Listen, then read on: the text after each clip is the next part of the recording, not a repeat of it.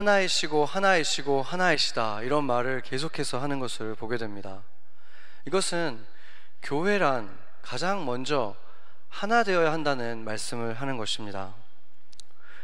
교회가 정말로 하나의 언어를 사용하고 또 하나의 번역본의 성경을 사용하고 또 심지어 하나의 말씀으로 된 하나의 설교가 전 세계 교회들에 선포되던 때가 있었습니다. 바로 중세 시대였는데, 그 중세 시대는 크리스찬덤의 시대라고 해서 로마 카톨릭의 수장이었던 교황이 유럽에 있는 나라들의 왕국들의 그 왕의 위에 있었던 그런 때였습니다. 그랬기 때문에 카톨릭이라는 그 말 자체가 보편적이다, 이런 뜻입니다. 그러니까 영어로는 universal이라는 뜻이기 때문에 한마디로 교회를 대표하는 교회다, 이런 의미가 되는 것이죠. 그래서 그때에는 라틴어를 공용어로 해서 전 세계 그 교회가 어디에 있든지 간에 라틴어로만 설교가 되었었고, 그 본문 그리고 설교 내용까지도 바로 교황청에서 내려준 것이 선포되던 그런 때였습니다. 그러면 그렇게 같은 언어를 사용하고 같은 설교가 선포되고 예배 방식도 전 세계에서 똑같은 시간에 똑같은 방식으로 진행되었다면 그때가 가장 교회가 하나 되었을 때였겠습니까? 중세의 이 보편적인 교회, 카톨릭 교회의 상태를 보여주는 것이 바로 종교개혁의 가장 큰 원인이 되었던 바로 면죄부 판매였습니다.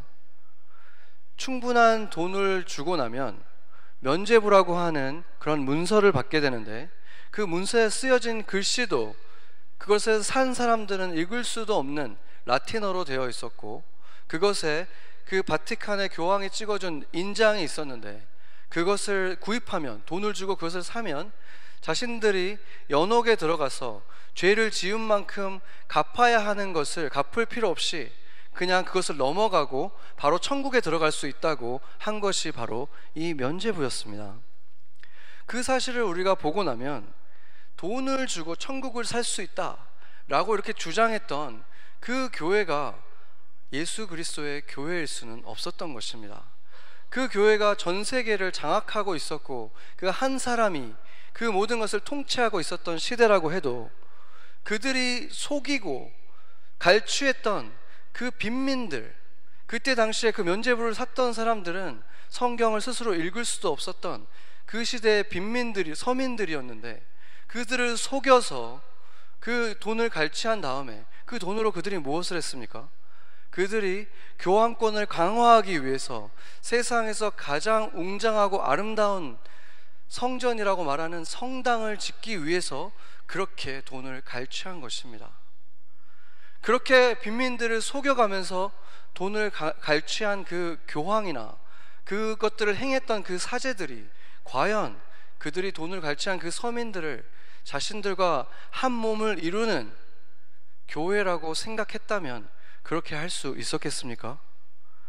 그래서 그것을 보면 예수님께서는 인자는 머리 둘 곳도 없다고 말씀하셨었는데 그 예수님하고 전혀 상관이 없는 종교 집단이 되어 있었다는 것을 우리가 보게 되는 것입니다. 그때 무명의 사제 중에 하나였던, 그리고 신학자 중에 하나였던 마틴 루터가 성경을 읽는 가운데 이것은 정말로 잘못된 교회의 모습이다, 교회는 이러한 행위로, 종교적인 행위로 인해서 구원을 받는 곳이 아니라 바로 예수 그리스도를 믿는 그 믿음만으로 구원받는 곳이다, 이것을 선포하기 시작하면서 바로 종교개혁이 시작된 것입니다. 그렇다면 종교개혁자들은 하나를 이룰 수 있었을까요? 그들 스스로 한 몸인 교회를 이뤘을까요? 1527년 1월 5일 오후 3시에 펠릭스 만츠라고 하는 종교개혁자였던 한 청년이 처형장으로 끌려가기 위해서 보트에 실려가고 있었습니다. 그 취리에 있는 그 강가에는 그의 처형을 보기 위해서 많은 그때 당시에 종교개혁자들이 모여 있었고, 그 가운데에서는 펠릭스 만츠에게 성경을 가르쳤던, 원어로, 헬라 언어로 성경을 가르쳤던 츠윙글리라고 하는 그 한 분의 유명한 종교개혁자가 포함되어 있었습니다. 그 종교개혁자들은 이 펠릭스 만치에게 마지막으로 물었습니다. 너가 주장하는 그것을 지금이라도 너가 틀렸다고 선포하면 용서해 주겠다. 그렇지만 그는 오히려 찬송가를 부르며 그것을 하지 않았고 결국 손과 발이 나무에 묶인 채로, 사람들이 보는 앞에서 나무에 묶여 있으니까 물에 뜨잖아요. 얼굴은 가라앉고, 그래서 이렇게 뒤집어진 채로 떠 있는 채로 죽을 때까지 사람들이 바라보는 그러한 수장을 당하게 되었습니다. 그렇게 같은 종교 개혁자들 중에서도 이런 분열이 일어났던 것입니다. 칼빈, 루터와 함께 유력한 종교 개혁자 중에 한 명이었던 사람이 바로 쯔윙글리였는데, 그는 이렇게 그 시대에 라틴어로만 돼 있어서 성경을 읽지 못하는 그 청년들을 모아다가 하나님의 말씀을 가르쳐주고 있었습니다. 그 가운데 펠릭스 만츠와 또 콘라드 그레벨과 같은 청년들이 있었는데, 그들은 그 성경을 읽다 보니까 지금 종교 개혁자들이 개혁하는 그 수준으로 가서는 안 된다. 카톨릭 교회의 그 방식을 어느 정도 수긍하면서 가는 수준으로 가서는 안 되고 완전히 모든 것을 새롭게 시작해야 된다. 초대교회로 돌아가야 된다고 그들은 주장했기 때문에 그 안에서 갈등이 시작된 것입니다. 그 중에서 가장 큰 갈등을 일으킨 것이, 여러분은 아마 놀랄 수도 있겠지만 바로 유아 세례에 관한 것이었습니다. 그때 카톨릭이 지배하던 1000년 가까운 시대, 크리스찬덤이라고 하는 그 시대에는 아이가 태어나면 우리가 출생신고를 하듯이 그 시청에 데려고 가서 거기에서 세례를 주게 되어 있었습니다. 그러니까 한마디로 종교기관처럼 그 교회와 국가가 하나로 붙어 있었던 시대라는 것입니다. 그래서 사제들이 시청에서 일하면서 신생아들이 오면 그들에게 세례를 준 것입니다. 그래서 아이들이 태어나면 시민이 되고 국민이 되기 전에 먼저 카톨릭 교회의 교인이 먼저 되는 것이었습니다. 그것은 마치 예수님이 왔던 그 당시에 유대교가 그 정치와 법률과 이 모든 것들을 지배했던 그 시대하고 너무나 닮아 있었던 것이죠. 그들이 할례를 8일 만에 주듯이 카톨릭은 8일 만에 세례를 주는 방식으로 그것이 구원의 약속의 표시다라면서 그렇게 하고 있었던 것입니다. 그런데 종교 개혁자들은, 개신교회를 믿는 칼빈이라든지 루터는 그 세례 행위 자체가 구원을 한다고 믿었던 사람들은 아니었습니다. 분명히. 그럼에도 불구하고 그들은 종교와 정치가 분리되는 것까지는 가는 것은 원치 않았고, 다만 로마 카톨릭으로부터 그들의 국가가 분리되어서 국가 자체가 교회와 하나 되는 것을 원했던 것이죠. 그래서 그대로 유아 세례가 유지되길 원했습니다. 왜냐하면 사실상 종교 개혁의 큰 축 중에 하나, 그 뒤에 큰 힘이 되었던 중축의 세력 중에 하나가 바로 그 유럽의 국가들에 있던 귀족들, 영주들이 그 카톨릭 그 교황으로부터 분리하고 싶고 자기 나라만의 권리를 갖고 싶었던 그들도 그 종교 개혁의 세력 중에 포함되어 있었고, 그들이 칼빈이나 마틴 루터나 이 쯔윙글리의 그 후원하는 세력 중에 있었기 때문인 것입니다. 그래서 이 펠릭스 만츠와 그레벨과 같은 사람들은 그것은 타협하는 것이다, 그렇게 해서는 안 된다고 주장했던 것이고, 바로 종교와 교회를 분리해야 된다고 주장했던 것이죠. 그랬기 때문에 그것이 그들이 보기에는, 쯔윙글리와 같은 사람 보기에는 너무나 과격한 그 개혁이라고 봤기 때문에 그들을 점점 활동을 금지하기 시작했는데, 결국 큰 갈등 속에서 이렇게 그들이 순교까지 가게 된 것입니다. 그래서 유아 세례라는 것이 바로 그 종교와 그 국가가 하나 되기 시작하는 시발점이 되기 때문에 그것을 결코 인정할 수 없다고 그들이 주장했고, 그들은 무엇을 주장했냐면, 그렇기 때문에 세례란 성경에서 나온 것처럼 예수님을 영접하고 믿는 사람들이, 믿음을 고백한 후에 스스로 믿음을 고백할 수 있는 사람들이 받는 것만이 유효한 세례다라고 주장한 것입니다. 그런데 아이들은 그렇게 할 수 없기 때문에 그것이 무효라고 주장한 것이죠. 그렇기 때문에 그동안 1000년 동안 유아 세례를 받아온 모든 유럽의 사람들에게는 그것이 굉장히 불편하게 만들 수밖에 없는 것이었습니다. 그러니까 자기들이 지금 카톨릭에서 세례 받은 것이 나의 구원의 표시라고 생각했는데 그것이 무효라고 주장하기 때문에 그들을 화나게 만든 것이죠. 그렇기 때문에 카톨릭의 세력이 아직도 남아있는 국가들에서는 그들을 재침례교라고 부르면서, 그러니까 아나베프티스라고 불렀죠. 세례를 다시 받는 자들이라고 하면서 그들을 저주하고 죽이는 일들을 서슴지 않았고, 종교 개혁자들도 점점 그들에 대한 그 분열이 시작돼서 결국에는 종교 개혁자들에게까지 죽임을 당하는 일들이 시작된 것입니다. 그래서 재침례교는 이렇게 완전히 카톨릭과 종교 개혁자들에게 양쪽에서 핍박을 받으면서 죽어갔는데, 물론 그들 가운데에서 농민들과 함께 봉기를 일으켜서 대항했다가 그 마을 전체가 다 학살당하는 일도 있었지만, 대부분의 이 재침례교라고 불렸던 자들은 순수하게 평화주의자로서 그냥 당당하게 그 순교를 당했습니다. 그 후예들이 바로 지금 우리 미국에도 있는 아미시하고 메노나이트들이 그들의 후예들이라고 볼 수 있고, 근데 그들뿐만 아니라 지금은 미국에서는 가장 큰 교단 중에 하나인 침례교도 그들의 후예라고 볼 수 있는 그런 교단입니다. 그래서 결국에 지금 개신교의 교단들, 카톨릭을 제외한 개신교의 교단들은 대부분 다 사실상 이 믿는 자들의 세례를 인정하고 있고 그것이 가장 성경적인 세례라고 보고 있습니다. 그래서 우리가 유아 세례라는 것을 주기는 주지만 그것을 줄 때 대부분의 교단들은 이제 베이비 데디케이션이라고 해서 부모의 신앙을 가지고 내가 이 아이를 예수님이 나한테 주신 아이로 생각하고 청지기가 되어서 그렇게 키우겠습니다 라는 다짐의 행위지 세례라고 보지 않는 교단이 더 많습니다. 그런데 그렇다면 칼빈과 마틴 루터 같은 경우는 이렇게 계속해서 유아 세례를 인정한 이유는 어떤 것이었을까요? 그들은 이것이 세례라고 생각은 하진 않았지만, 세례를 받고 구원을 받는 표시라고 생각은 하지 않았지만 세례로 인정을 해줬어요. 그게 어떤 말이냐면, 나중에 이 아이가 자라서 예수님을 믿게 된다면 그때 그냥 예수님을 영접만 해도 아기였을 때 이미 물로 세례를 받았기 때문에 다시 세례를 받을 필요는 없다, 이렇게 그 세례 자체는 인정을 해준 것입니다. 그러면서 이렇게 세례를 이미 받았는데도 또 한 번 받게 하는 그 재침례가 바로 이단적인 것이고 잘못된 것이다라고 주장을 했는데, 바로 오늘 본문 중에 세례도 하나요 이렇게 말했던 이 본문을 근거로 삼았던 것입니다. 그런데 여기서 지금 바울이 세례가 하나다라고 말했던 것이 2번 받으면 죽이겠다고 한 말이었겠습니까?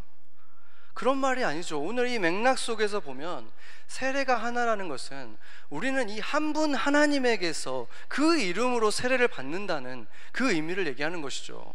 다른 데서 받은 세례는 인정받을 수가 없다. 하나님, 우리가 믿는 그 하나님으로 받는 그 세례만이 인정받을 수 있다. 한 분 하나님께 받는 세례가 세례다, 이렇게 하는 것이 바로 오늘 말했던 세례도 하나요 라는 그 의미라는 것입니다. 그렇다면 세례란 어떤 의미입니까? 세례의 진짜 의미는 물속에 우리가 예수 그리스도와 함께 들어가는 것은, 숨을 쉴 수 없는 상태로 들어간다는 것은 내가 죽었다가 다시 예수 그리스도와 함께 다시 살아난다는 것을 의미하는 거죠. 물에 들어갔다가 나오는 것. 그리고 그것은 이미 예수 그리스도가 내 마음 안에 있고 영접한 사람들이 그것을 행위로서 내가 나 스스로에게 그것을 각인하는 것이고, 또 교회와 가족들 앞에서 선포하는 것이 되는 것입니다. 마치 사랑하는 연인이, 남녀 연인이 둘이 우리가 정말 이제 사랑하니까 부부가 되자, 결혼하자 라고 약속을 했고 이미 사랑하고 있는 사이지만 그들이 결혼식이라는 것을 올리면서 교회와 사람들 앞에서 그것을 선언하고 선포하는 것과 마찬가지인 것입니다. 예수님을 믿는 사람이 결혼을 하듯이, 예수님과 결혼을 하듯이 사람들 앞에서 선포하는 그런 의식이라는 것입니다. 그렇다면 우리는 세례를 받지 않으면 구원을 못 받는다고 믿습니까? 그렇지 않죠. 잘 아시는 예수님이 십자가에 달리셨을 때 십자가의 그 그림을 보면 항상 십자가가 두 개가 옆에 더 있잖아요. 그 십자가들은 예수님 옆에 있던 두 명의 실제로 정말 범죄했던 사람들의 십자가를 보여주는 것인데, 그들은 그때 당시에 가장 잔인한 죄를 지은 사람들에게 주는 형벌이 사형제도 중에서도 가장 잔인하고 고통스럽게 죽어가는 그 방식인 십자가를 통해서 예수님과 함께 두 명의 그 죄인들이 그때 죽어가고 있었던 것입니다. 그때 있었던 일을 누가복음 23장 39절에서 43절이 말하고 있습니다. 거기서 보면 이제 한 사람이 너가 그리스도면은 우리와 너를 같이 구원을 해라. 너가 그렇게 구원할 수 있는 자면은 왜 당하고 있느냐? 우리도 같이 구원해 달라. 이렇게 그에게 비아냥거렸을 때 또 다른 쪽에 있던 그 죄인이 이렇게 얘기하죠.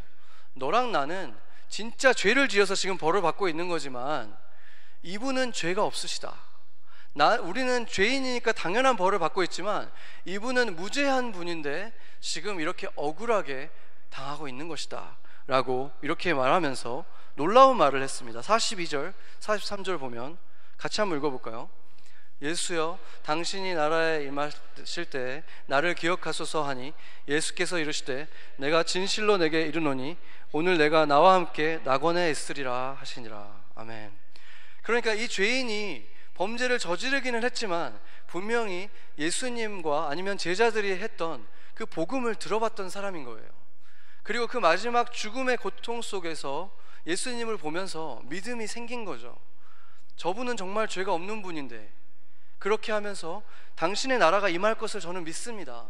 그때 저를 기억해 주십시오 라고 회개한 것이죠. 그랬을 때 예수님께서 오늘 내가 나와 함께 낙원에 있으리라 이렇게 약속해 주신 거예요. 그러니까 성경에 등장하는 어떤 인물보다도 극악한 사람이었고 죄인이었던 사람이 너무나 분명한 자인데, 자기 스스로도 인정을 했으니까, 그런데 동시에 가장 분명하게 천국에 갈 구원을 약속받은 사람이라는 것입니다. 그런데 이 사람이 세례를 안 받았잖아요. 이 사람이 세례를 안 받았는데도 구원을 약속받았기 때문에 우리는 세례가 구원의 조건이라고 말하지는 않는다는 것입니다. 그러면 세례는 필요 없는 것입니까? 그렇지 않죠. 그러나 우리는 또 세례를 반드시 받아야 하는데 그것이 구원의 조건이기 때문이 아니라 예수님께서 너희가 온 땅으로 나아가서 모든 민족에게 제자를 삼아라 라고 하셨던 그 지상 명령을 하실 때 세례를 주라는 명령도 동시에 주셨기 때문인 것입니다. 우리가 온 땅으로 나가서 복음을 전해야 되는 것이 예수님의 명령이라는 사실을 믿는다면 세례를 받아야 되는 것도 예수님의 명령으로 똑같이 받아들여야 된다는 것입니다. 그리고 이 예수는 그때 당시 그가 아무리 원했어도 받을 수 있는 길이 없었지만 지금 우리에게는 세례를 줄 수 있는 사람도 있고 물도 있기 때문에 우리는 당연히 받아야 되는 것입니다. 예수님의 제자들 가운데 빌립이 있었는데 사도행전 8장 36절에서 38절을 보면 그가 그 내시에게 이사야서를 풀어주죠. 그래서 거기에서 나오는 그 고통받는 종이 이사야서에 등장하는 그분이 바로 예수 그리스도다, 이것을 설명해 줬을 때 이 내시가 이제 나도 그러면 그리스도인이 되고 싶다, 어떻게 해야 되느냐, 세례를 받아라 했을 때 그들이 같이 수레를 타고 가다가 물이 보이자마자 이 사람이 이렇게 얘기합니다.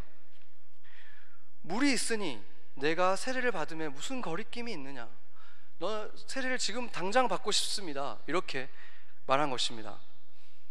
이렇게 즉시 바로 세례를 받았던 것입니다. 이 세례를 명령한 구절, 아까 말했던 마태복음 28장 19절 한번 보겠습니다. 같이 한번 읽어보죠. 그러므로 너희는 가서 모든 민족을 제자로 삼아 아버지와 아들과 성령의 이름으로 세례를 베풀고, 이렇게 말하고 있습니다. 그러니까 모든 민족으로 제자를 삼으라는 것과 세례를 베풀라는 것이 바로 이어져 있죠. 동시에 그것을 하라는 것입니다. 그런데 여기를 보면 지금 아버지의 이름과 아들의 이름과 성령의 이름, 이 세 개의 이름으로 세례를 베풀라고 말하는 것이 아니라 이 세 존재가 있지만 그들이 가진 하나의 이름으로 세례를 베풀라고 얘기하고 있어요. 이것이 영어로 봐도 마찬가지고 또 원어로 보면 더 분명해지는데, 아버지와 아들과 성령의 이름이 세 개가 아니라, 세 가지가 아니라 이름은 하나라는 거예요. 어떻게 그럴 수 있을까요? 세 분이 계시는데 이름은 하나라는 것입니다.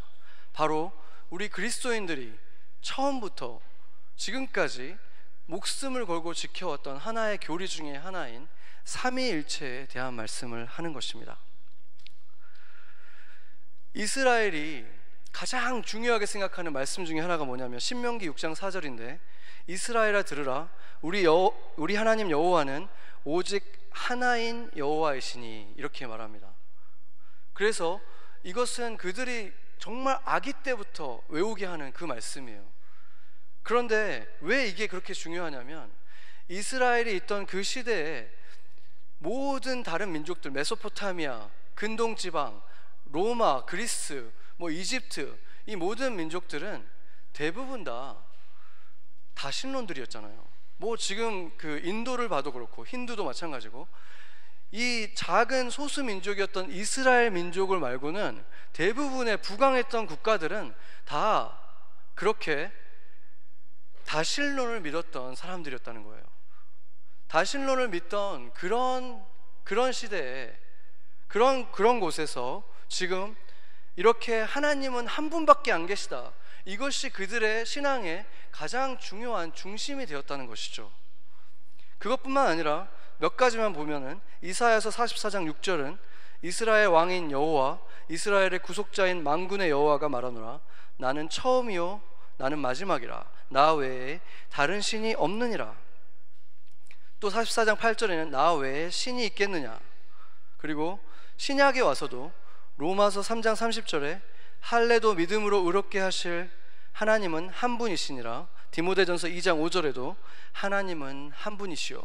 이렇게 구약과 신약 전체를 다 통틀어서 계속해서 하나님은 한 분밖에 없다, 이것이 그 신앙의 중심이었던 것입니다. 그런데 신약에서 또 한 가지를 말하고 있는데, 아들도 하나님이고 성령도 하나님이라고 말씀하신다는 것입니다. 영원하신 분, 창조되지 않은 분은 하나님밖에 없는데 그 영원하신 분이 또한 아들이고 또 성령이라고 말하는 거죠. 제가 그 구절들을 다 말하진 않겠지만 히브리서 1장 또 7장 또 히브리서 9장 이걸 보면 아들도 영원하시고 하나님이다, 성령도 영원하시고 하나님이다 라고 계속 말하고 있습니다. 그러면 어떻게 한 분이면서 또 동시에 세 분인가? 이것이 정말로 이해하기가 어려운 개념인 것이죠. 그래서 기독교의 변증가이고 어떻게 보면 정말로 많은 비유들을 통해서 가장 많은 영향을 끼친 신학자라고 할 수 있는 성 어거스틴이 그것에 관련된 책을 썼었는데, 바로 트리티나테라는 책을 썼었는데 거기에서 많은 비유들을 썼습니다. 그 중에서 가장 유명한 것이 이것이죠.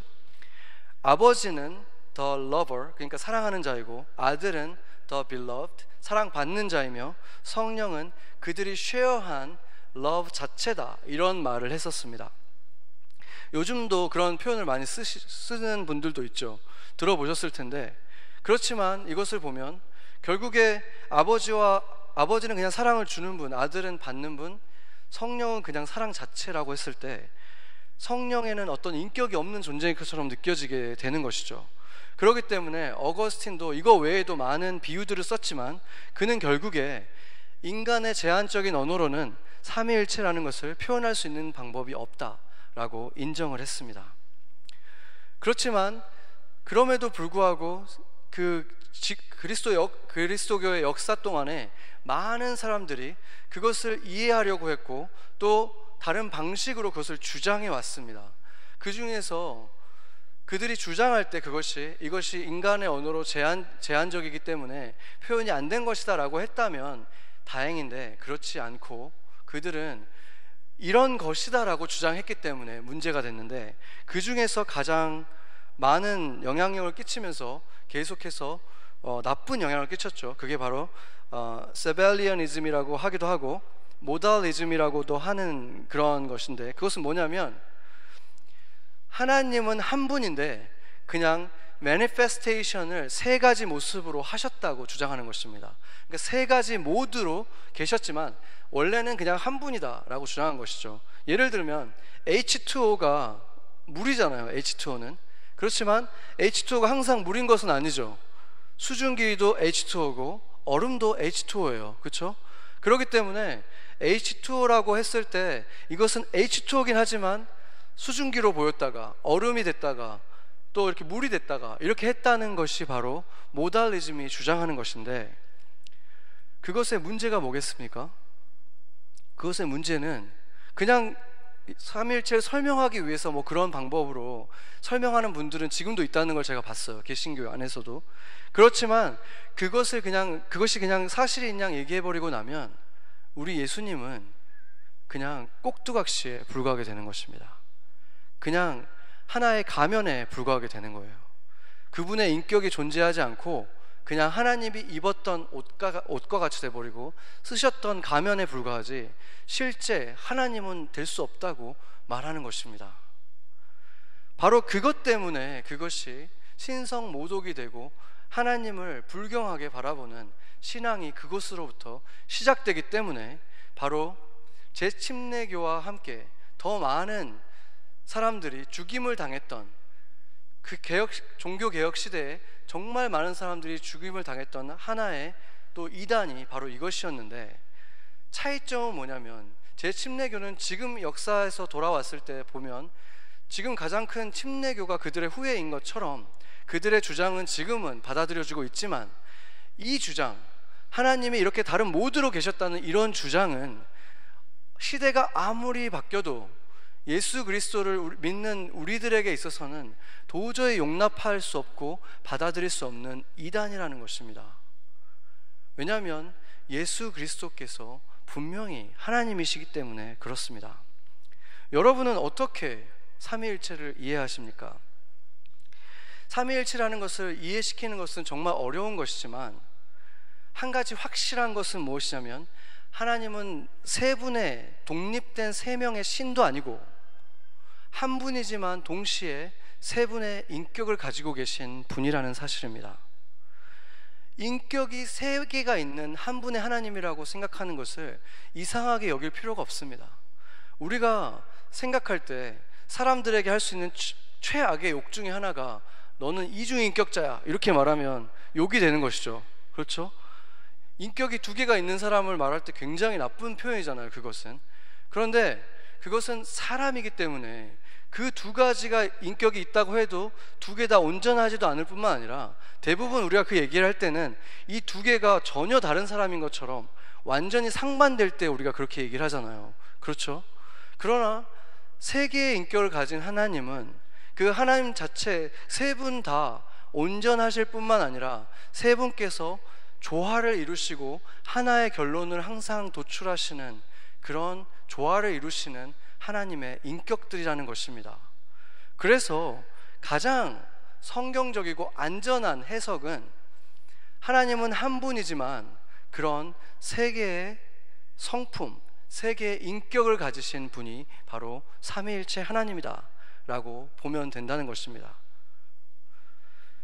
창세기에 보면은 세 개의 움직임이 있었습니다. 창세기 속에.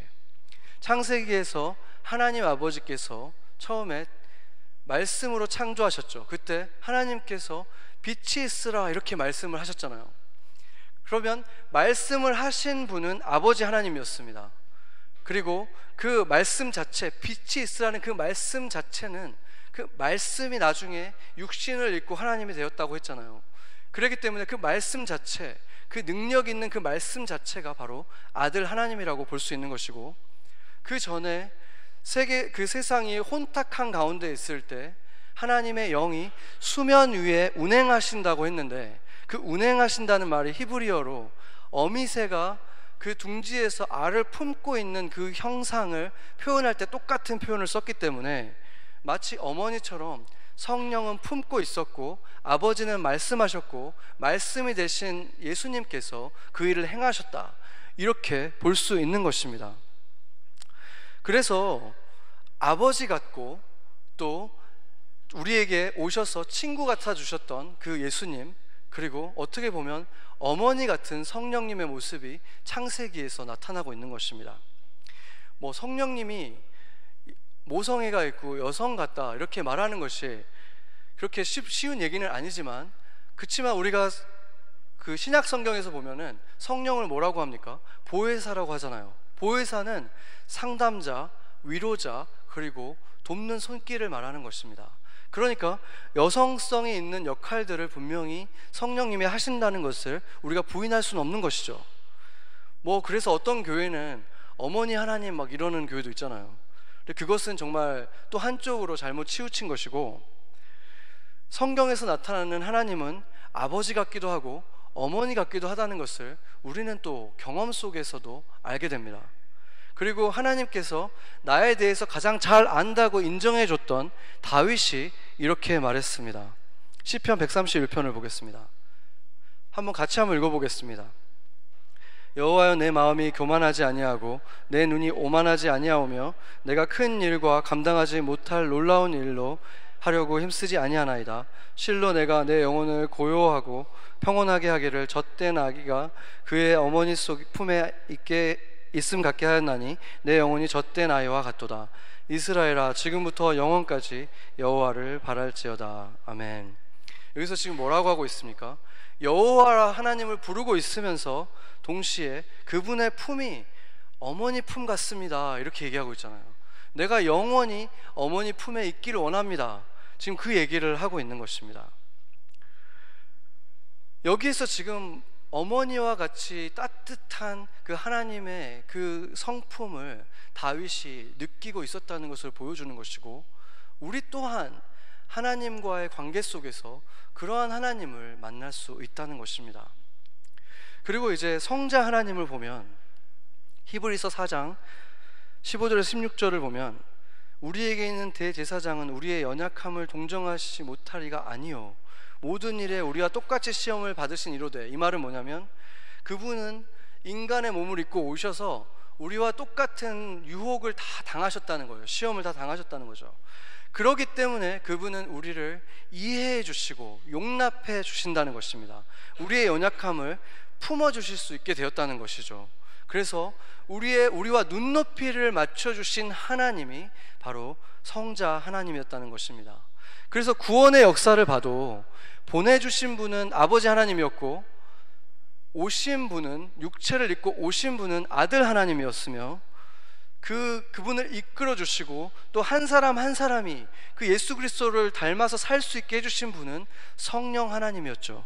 바로 이렇게 삼위일체의 역사 속에서 우리는 신앙을 갖고 있는 것입니다. 그리고 또 우리가 기도할 때 우리는 몇 명의 하나님에게 기도를 합니까? 여러분은 세 분한테 기도를 하십니까? 아니면 우리가 아까 찬양을 했는데 찬양할 때 아버지한테 한 번, 아들한테 한 번, 성령한테 한 번 이렇게 따로따로 합니까? 아니면 따로 만나십니까? 그렇지 않죠. 우리는 기도 속에서, 예배 속에서, 찬양 속에서 분명히 한 분의 하나님을 만난다는 것입니다. 그렇게 세 분이면서 동시에 우리가 경험할 때 한 분으로 경험한다는 것이죠.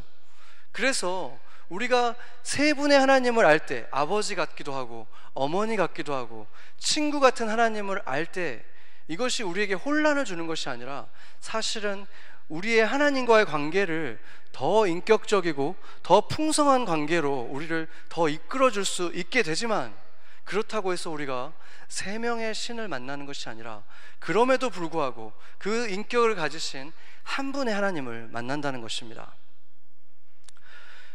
그리고 우리가 궁금해지는 것 중에 하나가, 우리가 그러면 이 다음에 천국에 가서 하나님을 만날 때 우리는 그러면 몇 분을 만나게 되는 것인가? 누구를 만나게 되는 것인가? 궁금하지 않습니까? 그것이 문제인 거예요. 내가 천국을 꿈꿀 때 그 주님과의 만남을 꿈꿔야지 그게 좀 더 상상이 되잖아요. 그럼 나는 과연 누구를 만날까? 세 분이 내 앞에 서게 되실까? 궁금해지죠. 몇 년 동안 기독교 소설 중에서 굉장히 큰 히트를 쳤었고 영화로도 만들어졌던 것이 있죠. 오두막이라고 하고 한국말로는, 영어로는 더 쉑이라고 하는데, 거기에 보면은 그 세 명으로 등장해요, 하나님이. 그런데 이제 거기에도 많은 논란이 있었던 것이 아버지 하나님을 흑인 중년의 여성으로 표현을 했어요. 뭐 그 사람이 아버지라고 말은 안 했지만 아버지 역할을 하면서 주로 표현됐을 때 변화하기도 했지만 흑인 중년 여성으로 표현됐기 때문에 좀 논란이 좀 됐었죠. 그리고 아들 하나님은 예수님처럼 생긴 분, 또 성령님은 젊은 아시아 여자분이 나왔었는데, 바로 마치 삼위일체가 마치 세 분의 별도의 하나님들인 것처럼 느껴질 수 있을 만한 부분들이 있었기 때문에 비판도 따랐던 것이 사실이었습니다. 저도 정말로 그렇게 세 분이 내 앞에 나타나실까 궁금하긴 한데, 제가 성경을 보면서 한 가지 확신하는 것은, 우리가 그 나라에 들어갔을 때 우리 눈앞에 서시는 분은, 그리고 우리를 안아주시고 우리가 그분을 만지게 되는 그분은 분명히 예수님이실 것입니다. 왜냐하면 아까 아버지 하나님, 아들, 성령, 이 세 분의 이름이 하나라 그랬는데, 그 이름을 뭐라고 말하는지, 성경이 뭐라고 말하는지 한번 보겠습니다. 사도행전 2장 38절 같이 한번 읽겠습니다. 베드로가 이르되 너희가 회개하여 각각 예수 그리스도의 이름으로 세례를 받고 죄 사함을 받으라. 그리하면 성령의 선물을 받으리니. 아멘. 지금 베드로가 누구의 이름으로 세례를 받으라고 말하고 있습니까? 예수 그리스도의 이름으로 세례를 받으라고 했잖아요. 아까 하나의 이름, 그 이름이 뭐라는 말입니까? 예수 그리스도라는 말이죠. 그러면 바울은 뭐라고 했는지 사도행전 19장 3절 5절 한번 보겠습니다. 같이 한번 읽겠습니다. 바울이 이르되 그러면 너희가 무슨 세례를 받았느냐? 대답하되 요한의 세례니라.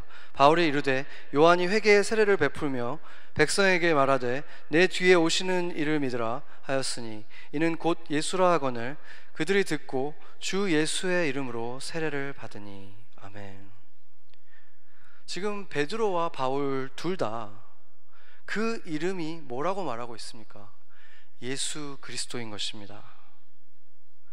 사도행전 4장 2절에서 다른 이로서는 구원을 받을 수 없나니 천하 사람 중에 구원받을 다른 이름을 우리에게 주신 일이 없음이라.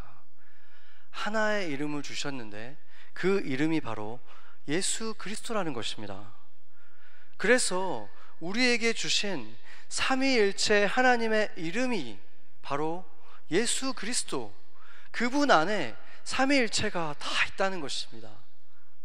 그리고 계시록을 보면 이렇게 말하고 있죠. 같이 한번 읽어보겠습니다.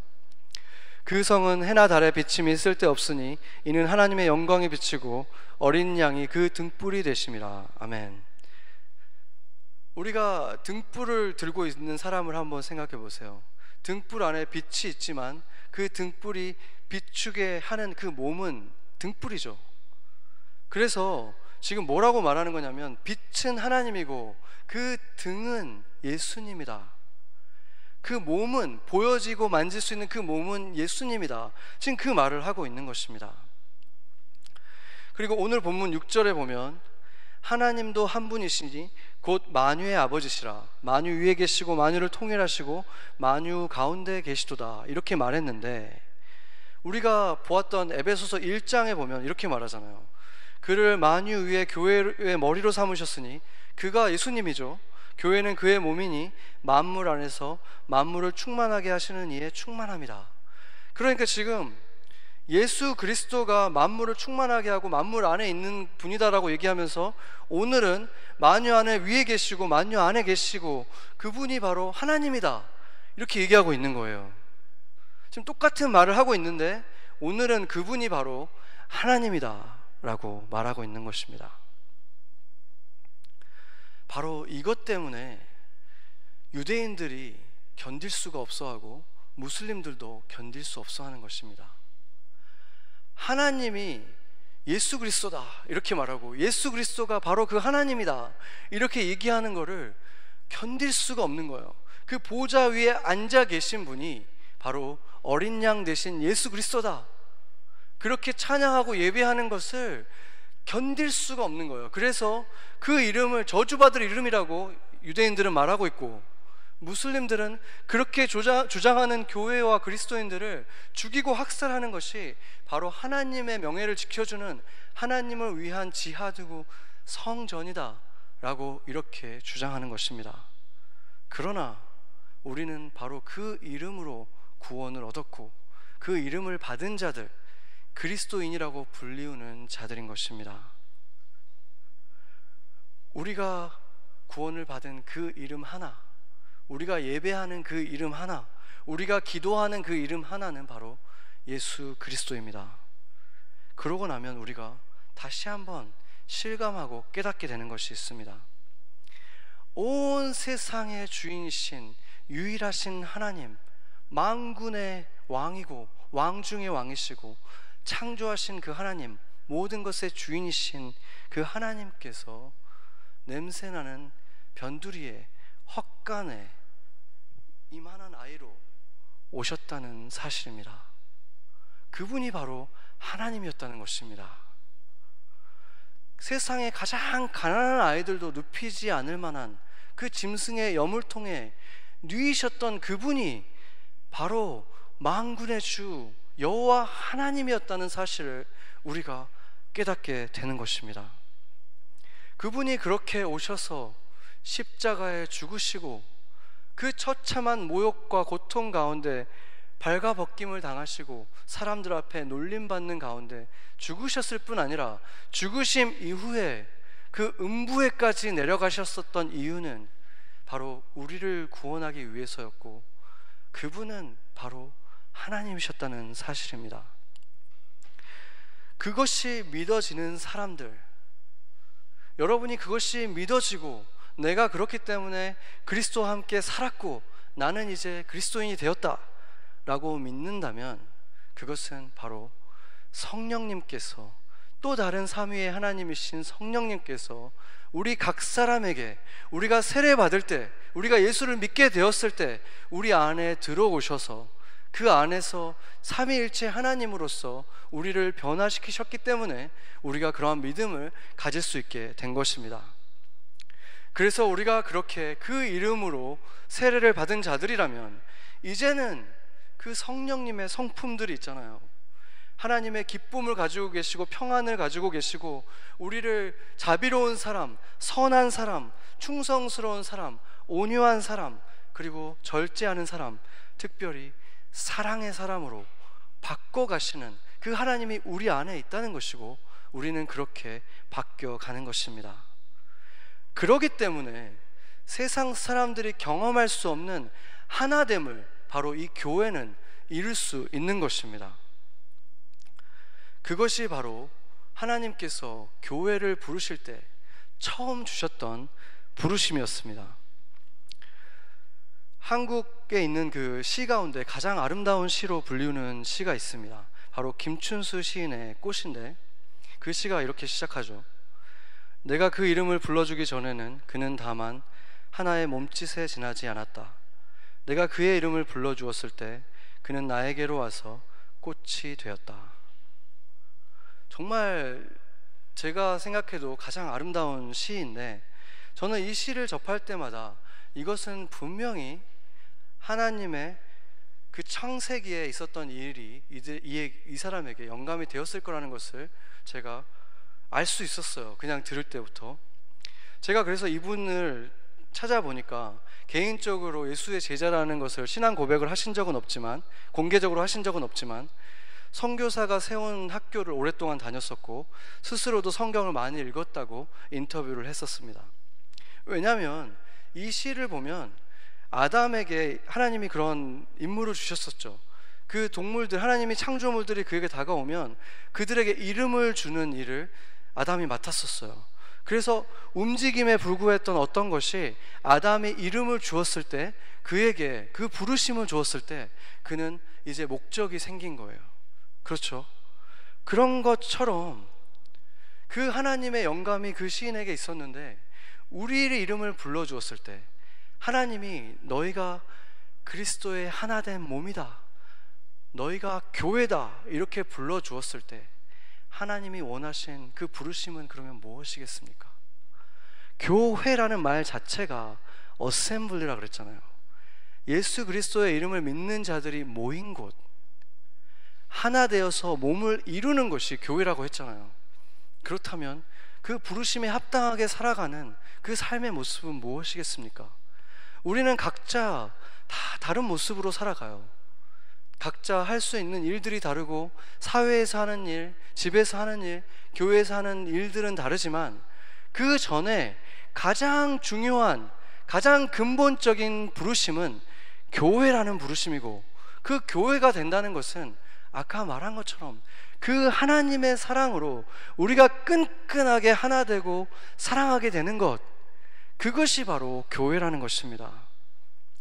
반대로 아무리 전 세계에 있는 교회들이 똑같은 언어로 말하고 똑같은 예배 방식으로 예배를 드리고 똑같은 설교를 듣고 있어도 그들끼리 조금도 알지 못하고 이 옆에 있는 사람이 어떠한 고통을 지나가고 있는지, 지금 무슨 일로 고민하고 있는지, 어떤 축하할 일이 있는지 전혀 알지 못한 채로 그렇게 예배드리고 있는 것은 결코 교회의 예배일 수 없는 것입니다. 왜냐하면 하나님이 원하셨던 그 첫 번째 부르심에 조금도 합당한 삶을 살고 있지 않기 때문인 것입니다. 부르심에 맞게 살아가는 것, 그 합당하게 살아간다는 것은 하나님이 세 개의 인격을 가지고 계시고 그 세 분이 다른 분들이지만 여전히 서로 조화를 이루고 조금도 나김없이 하나의 완벽한 모습으로 하나의 하나님으로 살아갈 수 있는 것처럼, 교회가 다 다른 사람들이고 성격과 모든 것이 달라도 그렇게 나김없이 사랑으로 그분의 이름으로 하나 되어서 있을 때, 그것이 바로 주님이 기뻐하시고 주님이 생각하시는 나의 몸이라고 인정해 주시는 교회일 수밖에 없다는 것입니다. 그렇게 삼위일체 하나님께서 하나 되셔서 우리의 하나님 되시는 이 교회가 바로 하나님이 기뻐하시는 교회이고, 그러기 위해서 우리가 할 일은 그 첫 번째 부르심에 응답하는 것일 것입니다. 같이 기도하시겠습니다.